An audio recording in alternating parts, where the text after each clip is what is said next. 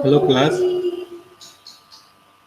Hello class, my self Govind Kumar Rahul. और आज हम लोग देखेंगे डिस्क्रीट मैथ में क्या कई मैप क्या होता है और के मैप को हम कैसे यूटिलाइज कर सकते हैं इन सिंप्लीफिकेशन ऑफ बूलियन एक्सप्रेशंस। तो इससे पहले जो मीन टर्म्स, मैक्स टर्म्स या एसओपी या पीओएस जो हम लोग पढ़ चुके हैं, तो उसका मैंने बताया था कि सिंप्लीफिकेशंस के कई तरीके हैं, जिनमें से एक तरीका हमारा के मैप से भी होता है और वो के मैप हम देखेंगे।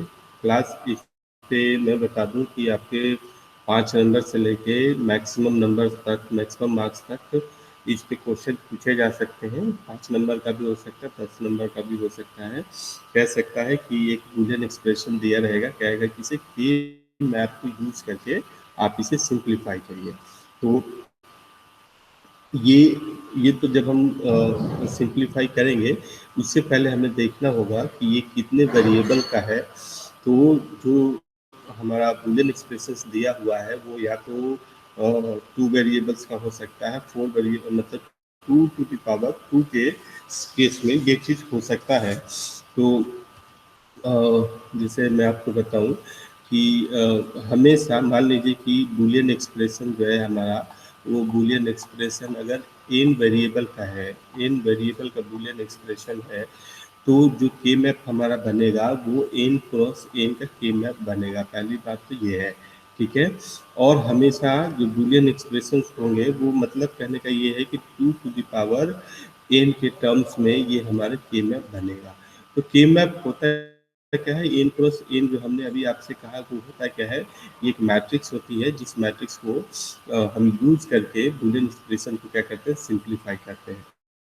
तो विदाउट गोइंग एनी मोर, हम सीधे शुरू करते हैं कि के मैप क्या होता है और कैसे इसको हम यूज करते हैं। ठीक है क्लास। तो जो के मैप है उसमें हम जनरली क्या कर सकते हैं कि जैसे ग्राफिकल रिप्रेजेंटेशन है, के मैप को हम कह सकते हैं कि क्या है, ये ग्राफिकल रिप्रेजेंटेशन है। और ग्राफिकल रिप्रेजेंटेशन हम बूलियन फंक्शंस को यूज़ करते हैं और उसको यूज़ करके हम सिंप्लीफाई करते हैं। तो शुरू करते हैं। पहले पहल हम शुरू कर सकते हैं 2 वेरिएबल्स का के मैप। तो उसके लिए हम देख रहे हैं यहाँ पे कि 2 वेरिएबल्स का के मैप हमारे पास सामने दिया हुआ है। इसमें जैसे कि x1 और x2 आप देख रहे हैं, तो ये x1 और x2 ये एक मैट्रिक्स रिप्रेजेंटेशन है और इसमें 2 टू द पावर क्या है, 2 है। तो जैसे ही आपने देखा कि 2 टू द पावर 2 का आया है, तो ये कुल मिला करके कितने का हो जाएगा, ये 4 साइज का ये क्या हो सकता है, आपका के मैप हो सकता है। तो इसमें आप बेटरली आप देख रहे हैं कि this is x1 and this is x2। और इस तरीके से ये 2 क्रॉस 2 का मतलब ये 4 सेल का, this is a cell, this is also a cell, this is also a cell and this is also a cell. तो ये 4 सेल का क्या है, एक मैट्रिक्स है जिसको कि हम यूज करेंगे के मैप के तौर पे। तो अगर इसमें जब के मैप यूज करते हैं क्लास, तो सबसे पहले हम देखते हैं कि जो बूलियन एक्सप्रेशन है वो कितने वेरिएबल का है। जितने वेरिएबल का होगा उसके कॉरस्पॉन्डिंगली हम के मैप का जो टेबल है उसको हम, मैट्रिक्स है उसको हम डिसाइड करते हैं। जब डिसाइड हो जाता है तो उसके बाद हमारे पास क्या है कि जो टर्म है यूज करने का, वो ये चीज़ है कि हम क्या यूज करेंगे। जैसे कि this is x1 and this is x2, तो इसको हम क्या कह सकते हैं, x1 का complement and this is x1, ठीक है। और दिस इज x2 का complement and this is x2 uncomplemented form में। ठीक है क्लास। तो ये हो सकता है और ये इसके कॉरस्पॉन्डिंगली हम क्या कर सकते हैं, x2 को 0 और 1 दे सकते हैं, इसको 0 और 1 दे सकते हैं। तो मैंने आपको पहले भी बताया था कि मीन टर्म्स और मैक्स टर्म्स कैसे निकालते हैं। तो मान लीजिए 2 वेरिएबल्स है हमारे पास, 2 वेरिएबल है, तो उस केस में हमेशा हमारे पास क्या होगा कि जैसे आप देखिए कि लेट्स से x1 और x2 हमारे पास है, तो दिस इज 0 0, हम इस तरीके से लेते हैं 0 1 1 and 0 and this is 1 and 1। तो कुल मिला के कम्बिनेशन हमारे पास यही रहने वाला है, दिस इज 0 0। और आपको पता है कि इसका बाइनरी रिप्रेजेंटेशन क्या होगा, इसका डेसिमल रिप्रेजेंटेशन क्या होगा, 0 होगा। तो 0 0 0 हमने इसका डेसिमल फॉर्म क्या दे दिया, 0। ये आपको पता है कि दिस इज कॉरस्पॉन्डिंग टू 1, तो हमने इसको क्या कर दिया, 1 दे दिया। और आप इसका कम्बिनेशन भी देखिए, 0 और 1 का कम्बिनेशन है और इसकी डेसिमल वैल्यू 1 होती है, तो हमने इसे 1 दे दिया है, ठीक है। नाउ इसके पास ये आप जो टर्म देख रहे हैं 1 एंड 0, तो इसको हमें पता है कि इसकी डेसिमल वैल्यू क्या है, 2 है। और यहाँ से आप देखिए कि this is 1 and this is 0, तो ये कोरस्पॉन्डिंगली क्या बना रहा है, हमें 2 बना रहा है। तो this is 2 is given here. और ये हमें पता है कि 2 एंड 1 इज इक्वल टू 3, तो this is 3, it is given 3। अच्छा, इस चीज़ को हम क्या कह सकते हैं, लाइक वाइज कि इसको आपको पता है कि मीन टर्म हमारे पास जो एम नॉट है, दैट इज, ये हमको पता है कि ये क्या है, x1 और x2 दोनों का क्या चीज़ होता है, कंप्लीमेंट होता है। m1 क्या होता है, m1 हमारे पास क्या होता है, बेसिकली m1 होता है हमारे पास x, ये चीज़ जो होती है x नॉट और x2 का अनकम्प्लीमेंटेड फॉर्म होगा। हमारे पास m2 क्या होगा, m2 जो होगा, सॉरी क्लास, m2 हमारे पास जो होगा वो m2 क्या होने वाला है, 1 एंड 0।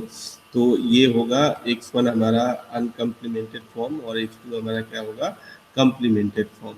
और इसी तरीके से m3 जो है वो m3 क्या होने वाली है, m3 हमारा x1 अनकम्प्लीमेंटेड और x2 भी क्या है, अनकम्प्लीमेंटेड। तो ठीक इसी तरीके से आप देखिए जो कम्बिनेशन इसका बना हुआ है, तो दिस इज, ये जो हमारे पास कम्बिनेशन है, ये कम्बिनेशन बेसिकली क्या है, this is x1 dash and x2 dash. तो क्लास अगर हम ये 2 वेरिएबल के लिए समझ लेंगे तो 3 एंड 4 वेरिएबल के लिए हम इसे कर पाएंगे। This is x not, x1 का complement and x2 uncomplemented form में है। दिस इज x1 हमारा अनकम्प्लीमेंटेड है और x2 हमारा क्या है, कॉम्प्लीमेंटेड फॉर्म में है, ठीक है class. And this is x1 and x2। तो ये हमारे पास, ये इस सेल को या तो आप जो बूलियन फंक्शंस के वेरिएबल्स हैं, मीन टर्म्स हैं, उसके फॉर्म में लिख दीजिए, या डेसिमल के टर्म में आप आइडेंटिफाई करिए, या ट्रूथ टेबल से आइडेंटिफाई करिए। आप किसी भी तरीके से आइडेंटिफाई कर सकते हैं। कभी कभी बूलियन एक्सप्रेशन हमारे इस डेसिमल के टर्म्स में भी दिया रहता है, लाइकवाइज इस तरीके से दिया रहेगा, 0 2 एंड 3, इस तरीके से भी दिया रहेगा क्लास। तो अगर आपकी इसकी नंबरिंग डेसिमल वाली याद है तो आप इसको यूज कर सकते हैं। या हमें पता है कि बूलियन फंक्शन इस तरीके से भी दिया रहता है, x1 एंड x2 अगर है तो इसको इस तरीके से भी दिया रहता है कि हमारे पास क्या है, x1 का कॉम्प्लीमेंट है, x2 का कॉम्प्लीमेंट है, और प्लस में हमारे पास क्या है, x1 और x2 है। तो इस तरीके से भी हमारे पास दिया रहता है। तो आप चाहे अगर ये इस तरीके से दिया है तो आप ये इस वाले फॉर्म में आप आइडेंटिफाई कर सकते हैं। सिंपली आपको ऐसे पकड़ना है कि रो और कॉलम, तो जहाँ कट कर रहा है जो पर्टिकुलर सेल है, उस सेल की वैल्यू आप आइडेंटिफाई कर सकते हैं। जिससे 0 0 है, 2 वेरिएबल है, तो आपको पता है दोनों को दोनों क्या है, कॉम्प्लीमेंटेड फॉर्म में है। तो आप इससे भी पकड़ सकते हैं, या ऐसा दिया है तो भी आप पकड़ सकते हैं, या आपने इस चीज़ को प्लॉट करने के लिए भी आप इस चीज़ को प्लॉट कर सकते हैं। कोई इशू नहीं है, x1 और x2 का अपने ऐसे डायरेक्शन में दिया हुआ है, आप इसका ऑर्डर आप क्या कर सकते हैं, चेंज भी कर सकते हैं, कोई इशू नहीं है। m0 m1 m2 m3, तो जनरली हम ये वाला फॉर्मेट हम इस चीज़ को यूज करते हैं और इस चीज़ को हम लेकर के आगे बढ़ेंगे, ठीक है क्लास। तो ये हमारे पास 2 वेरिएबल का क्या है, के मैप का डिस्क्रिप्शन है। मैं बताऊं क्लास की हमेशा 6 या 6 से कम नंबर ऑफ वेरिएबल्स के लिए के मैप हमारा बनाना फिजिबल होता है, क्योंकि हम उस चीज़ को बना सकते हैं और उस चीज़ को जनरली हम उसे सिंप्लीफाई कर सकते हैं। जनरली हमारे सिलेबस में 4 वेरिएबल्स का, जैसे ए बी सी डी या एक्स वाई जेड वेरिएबल्स का, 4 वेरिएबल्स का ही के मैप है, उससे ज़्यादा का के मैप नहीं है। तो हम 2 वेरिएबल, 3 वेरिएबल और हम देखेंगे 4 वेरिएबल का के मैप क्या होता है। देखिए जहाँ कहीं भी जैसे आप देखिए कि यहाँ पे दिस इज़ आप ये देख रहे हैं कि ये क्या है एम नॉट है, इसके अकॉर्डिंग आप देख रहे हैं एम नॉट है, तो एम नॉट पे आप क्या कर दीजिए 1 कर दीजिए, ठीक है। तो जो मीन टर्म्स हमें बूलियन एक्सप्रेशन में दिए रहते हैं उनके लिए हम 1 लिख देते हैं, और जिनकी जैसे x1 x2 देख रहे हैं तो ये क्या है x1 x2 m3 है, तो आप m3 को क्या कर दीजिए 1 कर दीजिए, और जो नहीं दिए रहते हैं उनके लिए सिंपली हम क्या कर देते हैं हम उस चीज़ को 0 लिख देते हैं। और उसके बाद आती है इन 1 की ग्रुपिंग्स। तो मैं आपको पहले से भी बता रहा था कि जब के मैप हम बनाते हैं तो इसमें number of variables used in this Boolean expression मायने रखता है। उसके बाद जो हम टेबल आप ये जो बना रहे हैं इसका जो स्ट्रक्चर है उसको याद रखना जरूरी है। उसके बाद 1 0 की प्लेसिंग मायने रखती है, फिर उनकी प्रॉपर ग्रुपिंग का भी रूल्स है, उस ग्रुपिंग को यूज करके हम क्या कहते हैं कि बूलियन एक्सप्रेशन को सिंप्लीफाई करते हैं। इसमें एक बहुत ही नोट करने वाली बात है कि के मैप से अगर हम किसी बूलियन एक्सप्रेशन को सिंप्लीफाई कर रहे हैं तो हमारा जो वो क्या कहते हैं जो रिजल्ट है वो यूनिक नहीं होगा, वो आपका क्या हो सकता है नॉन यूनिक हो सकता है। तो ये चीज़ हम देखेंगे आगे चल के, देखते हैं क्लास इसमें लाइक टू वेरिएबल्स के लिए जैसे कि अभी मैंने बताया मीन टर्म्स मैक्स टर्म्स हमने बताया M1 M2। एक एग्जाम्पल लेते हैं क्लास, फिर हम देखते हैं कि ये चीज़ कैसे होगा, ठीक है। जैसे मान लीजिए कि हमारे पास क्या दिया हुआ है, हमारे पास ये टर्म दिया हुआ है, दैट इज ये वाला ये टर्म है, ये एक टर्म है, ये एक टर्म है और ये एक टर्म है, ठीक है। तो या तो आप इसे मीन टर्म्स में पकड़ लीजिए, से आपको पता है कि ये एम नॉट है, ये M1 है और ये M2 है, हमें पता है। तो अगर ये टर्म्स पता है तो आप सिंपली क्या करिए कि इसके लिए एक बूलियन हम देख सकते हैं इसके लिए ये चीज़ अगर हम मान लीजिए कि हमारे पास जो दिया हुआ है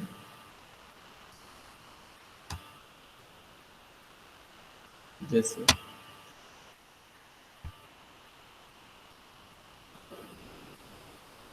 जैसे देखते हैं कि एग्जाम्पल देख लेते हैं क्लास। जैसे कि ये हमारे पास दिया हुआ है बूलियन फंक्शन, ठीक है। बूलियन फंक्शन क्या दिया हुआ है, बूलियन फंक्शन दिया हुआ है F of x 1 and x2, ये चीज़ हमारे पास दिया हुआ है।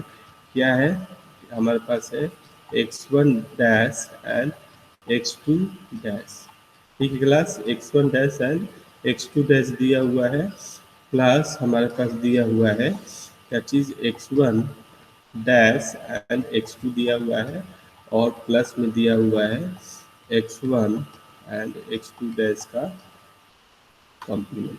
तो ये चीज़ इसके लिए हम क्या कर सकते हैं, इसके लिए अगर हम प्लॉट करना चाहते हैं तो हम इस चीज़ को प्लॉट करते हैं। लेट से इसके लिए के मैप हम प्लॉट करना चाहते हैं, तो ये के मैप जो प्लॉट होगा आप देख रहे हैं 2 वेरिएबल्स का है, तो हमने इसको x1 यहाँ पे लिया, x2 हमने यहाँ पे लिया, ठीक है क्लास। तो ऑल वी नो कि first is 0 and then after 1, ठीक है।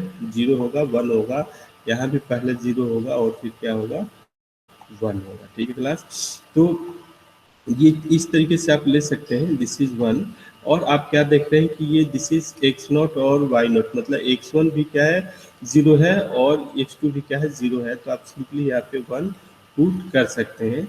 और यहाँ पे क्या देख रहे हैं कि x1 हमारा कॉम्प्लीमेंटेड है, मतलब x1 0 है तो हम इसी रो को पकड़ेंगे, और x2 हमारे पास क्या है पॉजिटिव है, अनकम्प्लीमेंटेड है, तो x2 हमारे यहाँ पॉजिटिव, तो ये वाले सेक्शन में हम 1 प्लेस करेंगे, ठीक है क्लास।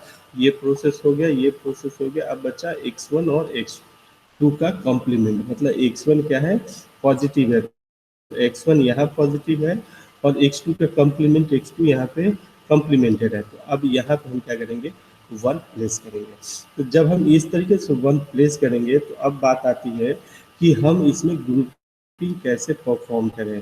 ग्रुपिंग परफॉर्म करने के इस पे कई सारे तरीके हैं, और वो तरीके में ये हम हमेशा जो ग्रुपिंग करते हैं वो grouping 2 to the power n के फॉर्म में ग्रुपिंग करते हैं। मतलब क्या है कि हमेशा या तो 2 या 4 या हम 8 या 16 इस तरीके के नंबर्स ऑफ 1 को हम क्या करेंगे, ग्रुप करेंगे।